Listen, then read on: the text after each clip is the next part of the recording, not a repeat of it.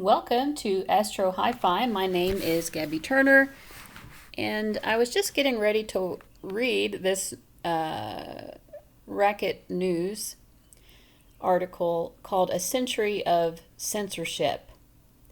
Matt Farwell's painstaking timeline of over 100 years of American information suppression, secret bureaucracies, and anti-disinformation scares. And it just reminded me that, as astrologers, of course, we've been talking a lot over the past year about the United States having its Pluto return, which we're still experiencing. But we haven't been talking much about the fact that we're also having a Pluto opposition to the United States natal Mercury, which is in the 8th house, by the way. So talking about like intelligence and secrets and things being hidden and suppressed. Of course, Mercury in the 8th house really corresponds a lot to that. Pluto is also in opposition to the vertex and the part of fortune. I've said this in another video. I think I'll keep repeating it, but I think that the part of fortune is really not recognized as much as it should be. It's a combination of your sun, moon, and ascendant placement. So you would think that something that combines all of the energies of what, the new, young TikTok generation of astrology is calling the big three, something that would combine your big three would be quite important. So we have an opposition here to the part of fortune, and if I'm not incorrect, I believe that exactly opposite to the part of fortune is always the part of spirit as well, which means that Pluto is also conjunct this part of spirit, both in the USA natal chart and also, of course, in its transit. It's transiting that. So I just want to point that out, that it is unsurprising right now the degree to which we are talking about these issues right now, of how intelligence, which goes back to Mercury, when you're looking at the chart of a nation, intelligence agencies and things like that, such as the FBI, the CIA, etc., and so on.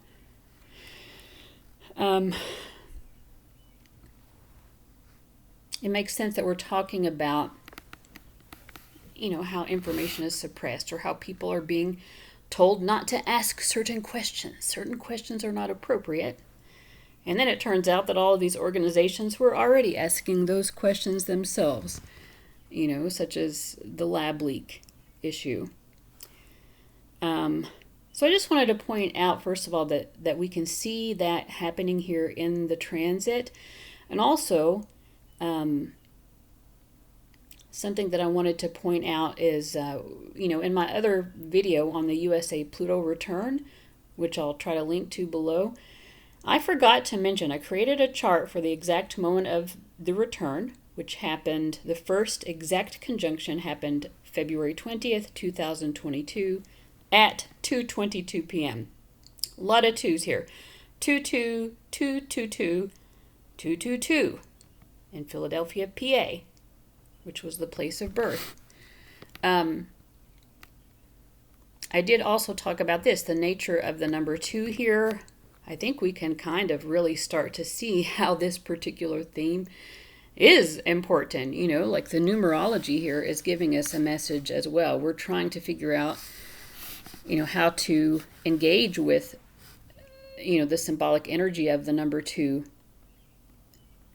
Clearly, the chart is telling us that this is important. I think we can see how all of these things are really, we're challenged, to embrace peace. We're challenged when it comes to equality. What does equality even mean, right? There are opposing forces and divisiveness even about what is equality, specifically right now as it relates to female issues. But there are so many things right now. How do we mediate our differences when how do we compromise when there is such divisiveness? So the number 2 also has to do with divisiveness. I probably should have put that word on this chart as well. I don't think that I said. Well, I said division, so I suppose that's similar enough. But I think it's interesting, and I didn't note this before. I didn't even notice it. But look here where the North Node is in this return chart. It is exactly conjunct Caput Algol, which is also telling us a lot. This is, I'm not an expert on fixed stars, but, from what I know of them, Algol is really the most sinister. It is related to Medusa, and I'm going to read a little piece here on what someone has written about Caput Algol, but think about Medusa. She had, if you looked at Medusa, you would turn to stone. And the only way that she could be defeated was by forcing her to look in the mirror. It goes back to self-reflection, right? And the North Node tells us what our challenge is right now as a nation.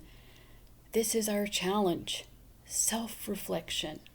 I probably should have put that on the 2 as well, because self-reflection is associated with the number 2. We understand ourselves when there is another person. When we go from being 1 to 2, then we have to self-reflect, because there's something or someone in front of us which forces us to reflect back on ourselves. That is our challenge right now, self-reflection. And let's read more about Caput Algol, because it's not an easy fixed star. It is not an easy fixed star. Although it's not all bad as well, and I think it's, the author here has pointed that out. Often called the evil one or demon star, Caput Algol has a reputation as the death star of astrology, connected to sex crimes, strangulation, hysterical violence, and global catastrophes. If there has been a dark demonic happening of grand proportions, you can guarantee this fixed star is in there somewhere.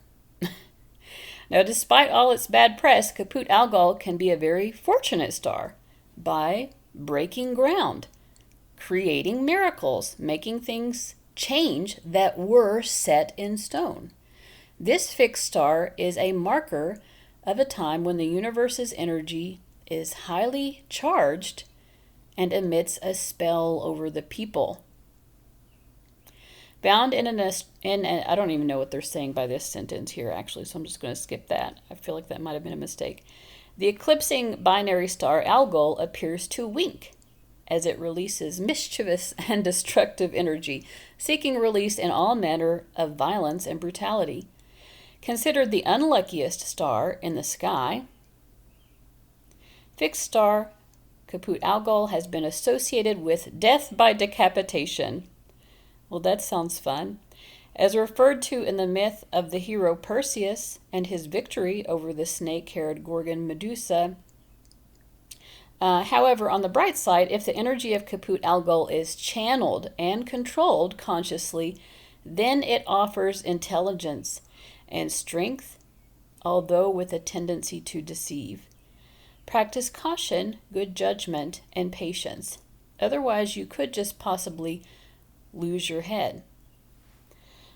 Another theme with the story of Medusa is that she was turned into this snake-haired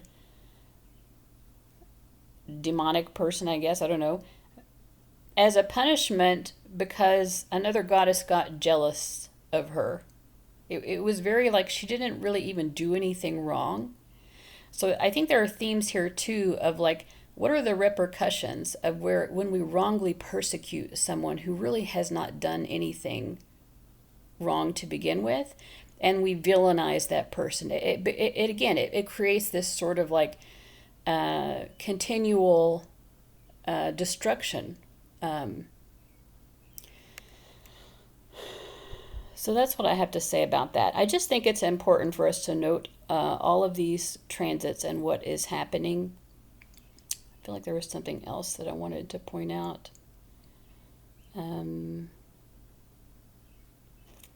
I think what I also want to point out is that Uranus is also going to be in its transit going across Caput Algol.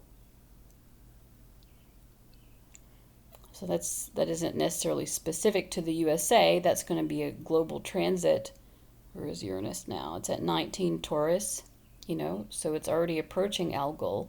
I